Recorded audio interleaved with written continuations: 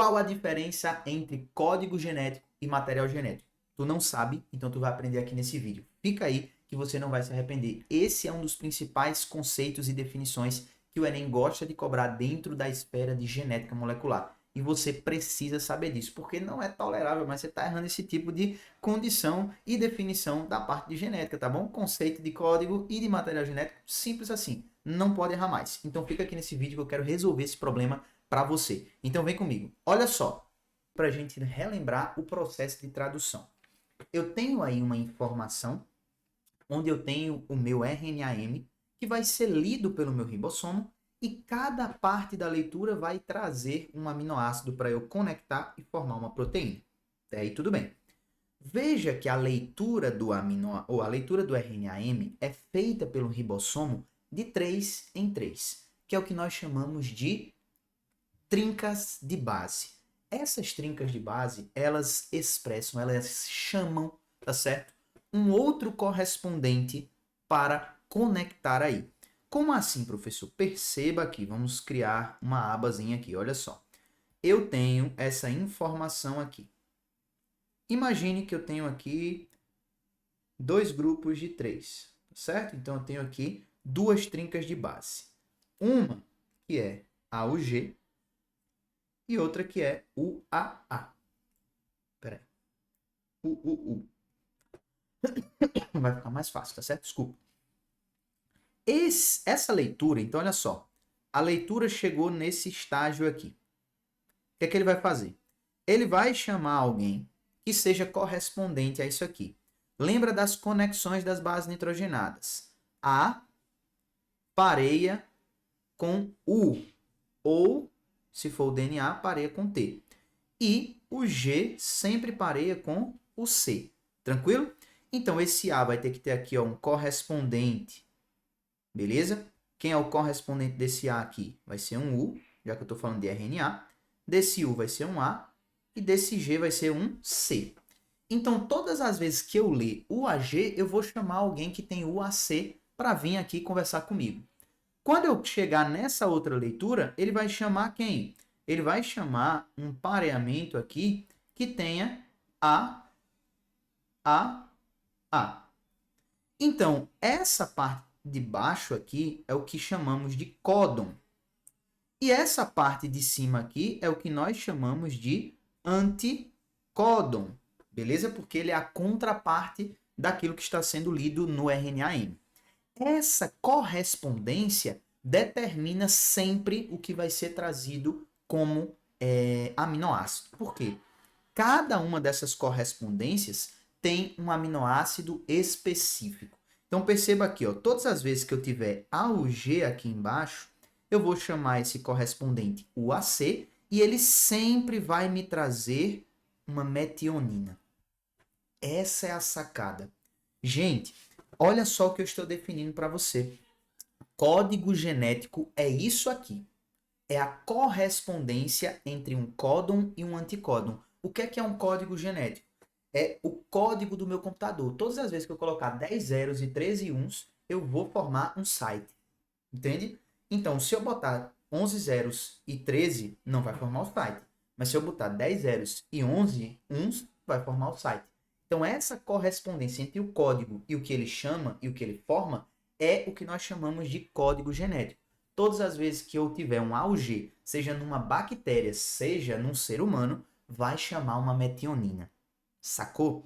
Isso é o código genético. Então, quando a gente olha para aquela questão, ele está falando como se a informação da cevada fosse o código genético. Não, isso daí é o material genético da cevada, entendeu? É a informação que ela tem, que é mais complexa do que a dos seres humanos. Mas o código, que é essa correspondência entre o que eu leio e o que eu chamo de aminoácido, é igual para todo mundo, é universal.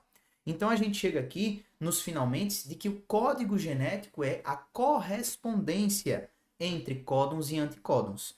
E aí eu tenho o A, o G, como a correspondência vai sempre trazer uma metionina.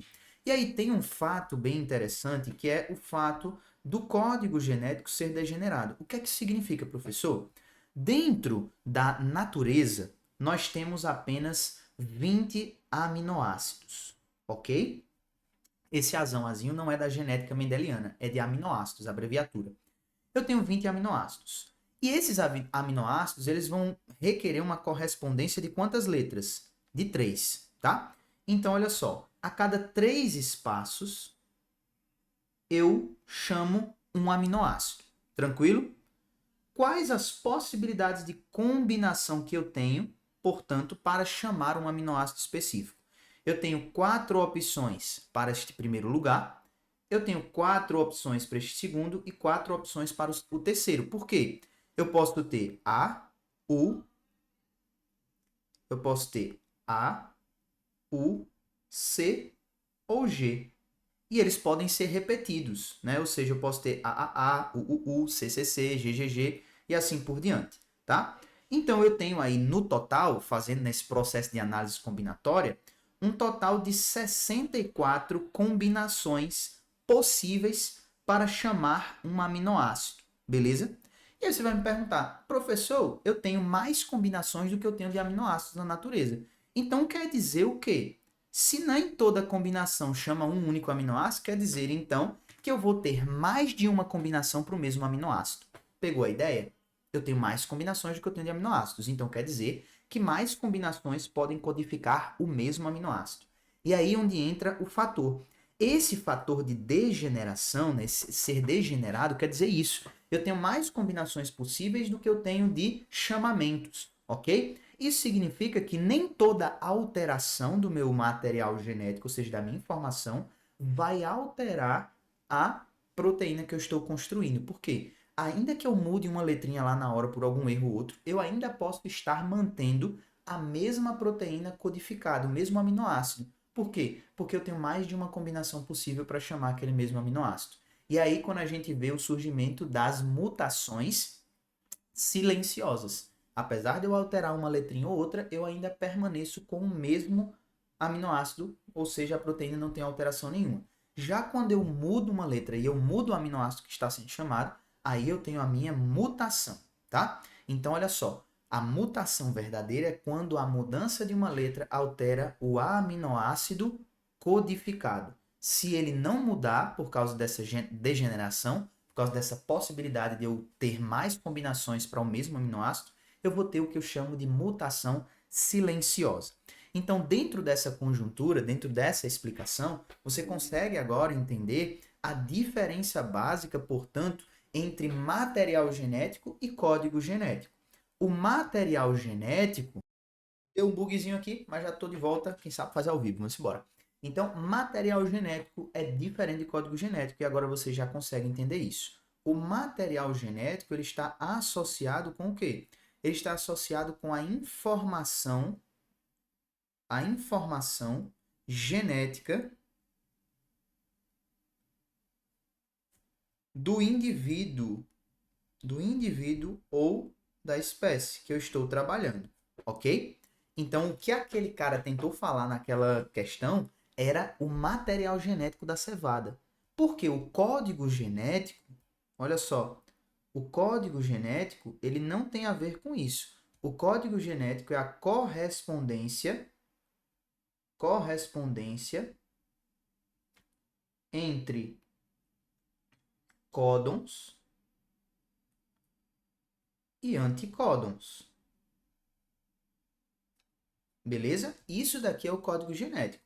E este fator, ele é o quê? Ele é universal. Uma bactéria faz essa correspondência, os seres humanos fazem essa correspondência, tá? Do mesmo jeito. O que eu ler, a o G, o U, sempre vai codificar em todos os seres vivos o mesmo aminoácido. Esse é o código genético. Ele é universal. Essa correspondência ela é para todo mundo. Agora, a informação que eu tenho, ou seja, quais aminoácidos eu vou chamar, em que ordem, para construir que tipo de proteína que vai executar que tipo de função, cada um tem o seu. Aí sim, eu tenho uma informação para cada um. Cada computador tem os códigos binários que são usados. Agora, o código geral, se eu usar, vai dar aquilo. Ponto. Pegou a ideia? Pegou essa visão? Agora você não erra mais questões de material genético e código genético, sobre definição, sobre base e conceito fundamental. Não erra. Então, pega esses conceitos e começa a aplicar em questões. Então, você quer uma lista de questão para trabalhar isso aí? Clica no link aqui abaixo, eu deixei 15 dias da minha plataforma de biologia de graça para você. Então você pode clicar aqui agora e já ir lá resgatar a sua lista de genética molecular e muitas outras que eu deixei na plataforma para você, de graça. Então clica aí e vem comigo. Depois você me agradece, beleza? Tamo junto até o Enem para o seu 15 de 15 em biologia. Fica comigo que você não vai se arrepender. Tamo junto. Até o próximo vídeo. Valeu!